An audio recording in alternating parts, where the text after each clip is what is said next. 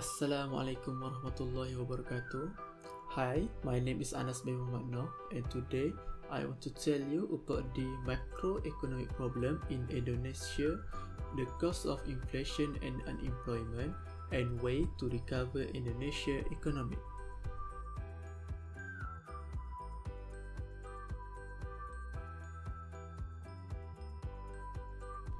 Introduction.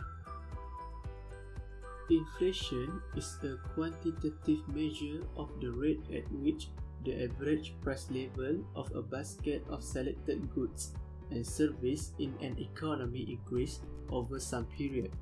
It is the rise in the general level of price where a unit of currency effectively buys less than it did in periods. Often expressed as a percentage, inflation thus indicates a decrease in the purchasing power of a nation currency. Inflation can be contrasted with deflation, which occur when price instead decline. As price rise, a single unit of currency lost value as it buys fewer goods and services. This loss of purchasing power impact the general cost of living for the common public, which ultimately leads to a deceleration in economic growth. To combat this, a country appropriate monetary authority like the central bank then take the necessary measure to keep inflation within permissible limits and keep the economy running smoothly. Inflation measure in a variety of ways depending upon the type of goods and service considered. The opposite of deflation, which indicates a general decline occurring in price for goods and service when the inflation rate falls below 0%. Rising prices are the cause of inflation, though this can be attributed to different factors.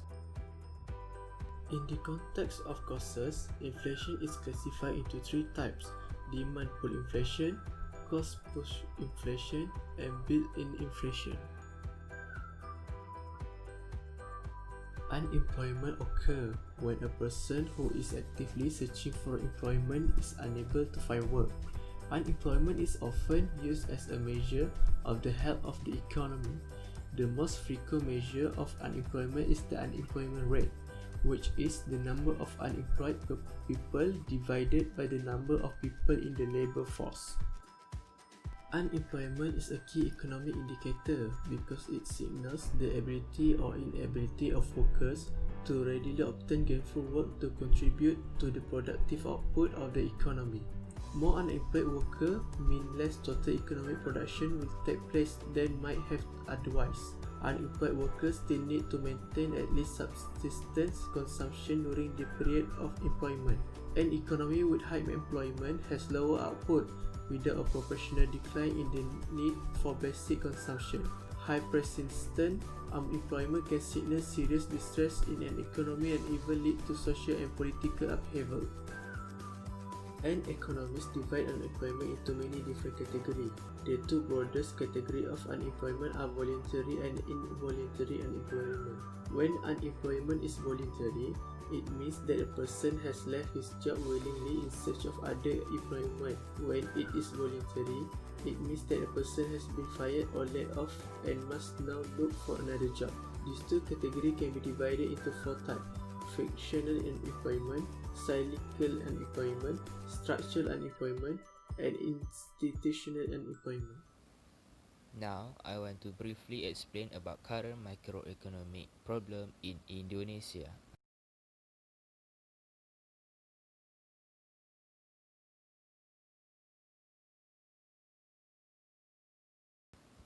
But first, we must know about Indonesia is the largest country in Southeast Asia. Indonesia is one of the world's largest exporter of automobile, petroleum, and palm oil.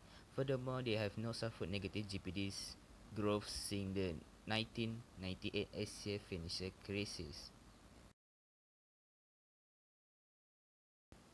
Inflation in Indonesia is the one of the biggest threat. The main reason for this type of inflation is because crowded population in Indonesia.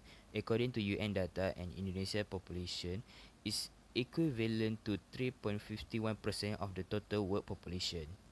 This graph shows about inflation rate from January to October 2020.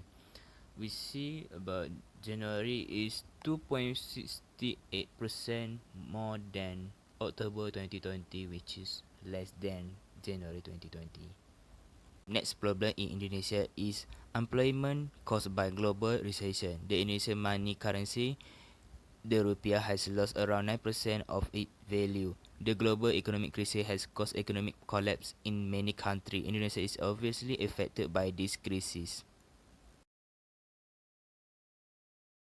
Next, the unemployment also caused by lack of education of their people. It lead them not look for the work as they believe they are unqualified or not work are available for them. They label as discouraged worker. They lack opportunity to develop, inability to compete, and lack skill, which is important to economy. Next was consumer buying power. The price keep rising, the power of consumer will lose, and consumer cannot buy anything because they lose the power to buy.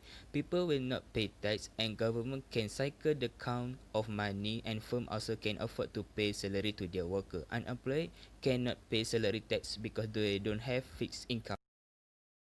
This graph show about unemployment rate from 2016 to 2020. At January 2016, employment rate is less than January 2020. Alright guys, now we're gonna move to the how to overcome the macroeconomics problem in Indonesia. There are 5 ways how to overcome the problems. First one is develop new market is one of the major contribution factor from the government. Indonesia government should expand local company businesses to broader countries such as Japan, Germany and Malaysia. It helps to generate extra volume of growth and create a demand for another shift in manufacturing unit to manufacturing products. The second one is government should also encourage the nation export. It is because the segment of export business will infuse necessary foreign currencies into the country. With the currencies exchange will earn it can be used to pay import goods, debts and other necessities. Next, implementing effective and speedy way of tax collection measures. The taxes extracted from citizens and businesses can finance the government expenditures such as provision of credit to businesses or budget for social welfare activities and huge economic stimulus packages. Taxation of income and wealth of the rich people also set a limitation point on higher earnings to remove the reliance on debt to maintain the consumption. The fourth one is increase taxes or lower government spending in order to conduct a fiscal construction. This lowers real output because less government spending means less disposable income for consumers. And because more consumers' wages will go to taxes, demand will also decrease. A fiscal expansion by the government would mean taxes are decreased or government spending is increased. Either way, the result will be growth in real output because the government will still demand with increased spending. In the meantime, a consumer with more disposable income will be waiting to buy more. A government will tend to use a combination of both monetary and fiscal options when setting policies that deal with the economy. For the last but not least, control expenditures in other fields budgeting slash on non-essential expenditures in other areas, such as investing in research and development in military weapons, executive position, legislative, and other branches.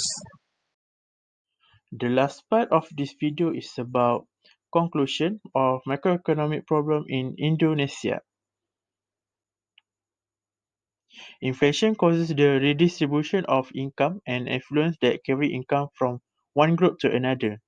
Indonesia government should select the type of policy, contractionary fiscal policy, monetary policy, or direct control to control the inflation depending on its causes. Indonesia able to take the opportunities offered by devalued but stable currency in terms of improved export competitiveness and attractiveness after restoring the viability of financial sector and returning companies to solvency. The social effect of the crisis keep increasing to hit hard the living standards of the Indonesian people, with millions of people losing their source of income and every Indonesian suffering as a result of the thrilling cost of basic consumer items. Unemployment is a serious economic issue that have massive impact on everything. The economy is set to rebound in 2021, supported by fiscal and monetary stimulus and the likely lessening impact of COVID-19. Indonesia's economy is expected to return to growth in 2021 after facing a recession this year, but unemployment and poverty may rise further as economic activity will remain sluggish. Indonesia's gross domestic product may grow 3% in 2021, driven by a gradual improvement in household spending and loan growth, as well as the availability of coronavirus vaccine. That's all the video presentation from us about macroeconomics problem in Indonesia. Thank you for watching our video.